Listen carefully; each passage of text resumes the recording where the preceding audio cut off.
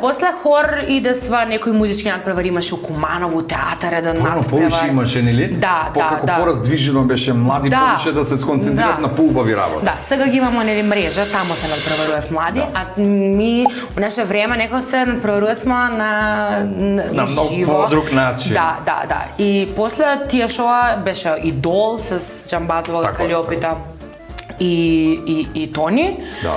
Тој генерација е едина генерација која што беше на Идол и после Идол нели сгасна, после Идол идесва сите наши песни, а Мартинијани, Марио го представиле Куманово, после сите наши песни Звезда Гранда 2 сезони и тој сви шоа завршисва и ја почна лайв да поју веќе добри 10 години с ист бенд, с мој дечко. Ето е нешто најубаво. Поздрав до твој бенд, поздрав и од нас. Бенд, back to back, да. Они су сви кумановци, освен Виктор што ми од Неготина, басист. Да. А с ним активно работу, не ги менјам, мои су си некако со мои. Нели се живиш се со да, они како су јас мои. со овие мои, само што ми се тепамо кога се угаси камера или така. Не. Иначе добро се слажемо.